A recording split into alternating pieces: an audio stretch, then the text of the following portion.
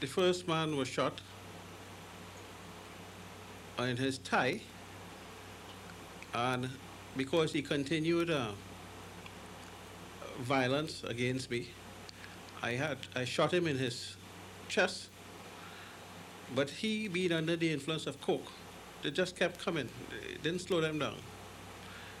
Uh, the other person was shot in his head after being shot also in his chest, who just kept coming. The only thing that slowed him down was a shot to his head.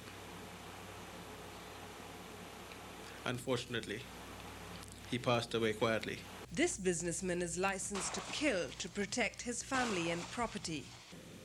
This is what the average man in the street carries now, a revolver or semi-automatic. In 1991, some 1,500 gun licenses were granted. So far this year, the figure has doubled. By the end of the year, there will be more than 4,500 new licensed gun holders. You load 6 rounds, and you're ready to fire. A few, like this woman, are trained, but all are determined to shoot if they have to. 3 men broke into the home. My husband, my father-in-law, they were there, and they were just cutting away at my family. What do? I could not have done anything to assist them in any way. We applied for a permit, which was granted to us, and we are making full use of it. And certainly something like this will not happen again. Unlike some states in America, our citizens can't walk into a gun shop with a driver's license and buy a gun. Although the police commissioner decides whether you deserve one, you don't have to be trained to get a license. The records show that very often these firearms issued turn back to haunt them, that they become victims of their own attempt to protect themselves. No one knows just how many illegal arms are out there. Whatever the number, it's one too many. Last year alone, there were some 300 armed crimes. This year, the figure stands at 150 so far. All in all, a potentially controversial and explosive situation. The guns will just bring on criminal guns, and the criminals will outgun anybody. If you have a gun, the criminal's going to get a better one, and it's just going to escalate like that. You're going to move straight back into the position you were before, of being threatened by the criminal. They're going to get more sophisticated weapons no matter what you do. Look at the amount they had in July. You reach to a situation whereby the businessmen and certain members of the public have to have weapons, have them trained properly, and arm them. To shoot to stay alive, if somebody shoots at me, I'm going to shoot back. That sounds stupid, because if somebody shoots at you and they're accurate, then you don't live to shoot back. So that we don't only deal with shoot, we deal with a don't shoot situation, an alertness situation, a situation that makes the defense gun owner aware of his or her surroundings. This sort of viciousness and power creeping into society. I think it's all quite wrong. It's going opposite to what the religions and the people and the thoughtful people are trying to move society the other way, and this is obviously going to push it the wrong way. If you are armed and the man is coming at you with a knife and you tell him to drop that knife and he fails to do it, he's going to be shot. You did not have a weapon. And he came with that, he's going to kill you. One mustn't be judge and jury with a gun in your hand. The bottom line is that a gun in untrained hands brings power without responsibility, which can only lead to loss of human life. Ira Mathur, TV6 News, with a special report on citizens up in arms.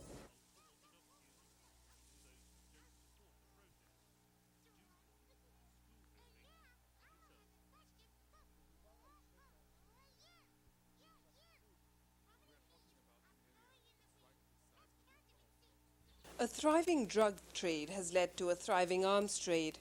Increasing drug-related deaths bear testimony to this. These are some of the hundreds of guns which illegally entered the country last year. How? There are several ways.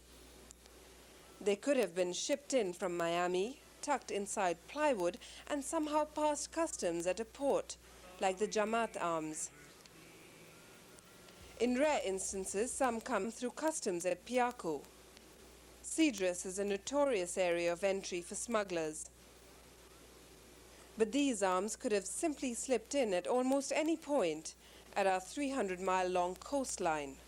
In caves like the ones you just saw, it is easy to hide anything from arms to drugs, and there are thousands of similar caves right across the coastline of Trinidad and Tobago. Chief of the Defence Staff, Brigadier Brown, who would not go on camera, says the Coast Guard is not equipped to fight the drugs and arms trade. It has one aircraft, 19 years old, with no night sighting capability, a paltry 3 fast patrol boats, and 11 patrol launches. I mean, those things cost a lot of money, and it depends on the availability of funds to deal with these things.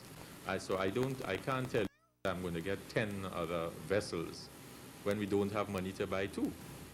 Brown says the threat is real, particularly since he says the Jamaat's contacts in Miami and possibly the customs are intact. Not so, says the minister. But I am not going to go running all over the place as though I have shadows behind me threatening to kill and burn down the country.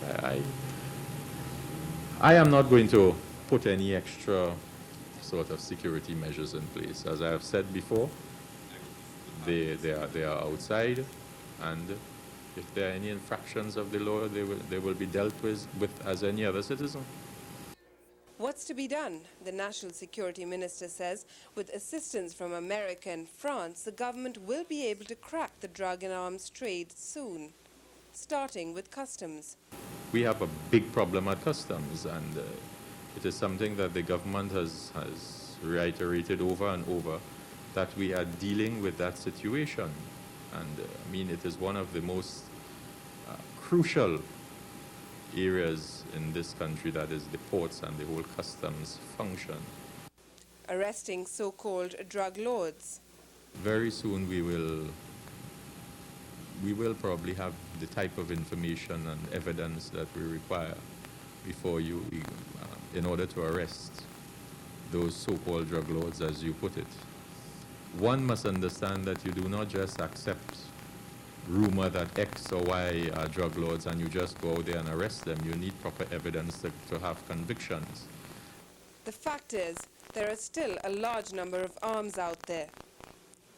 In the early 70s, the infamous Flying Squad fought armed guerrillas.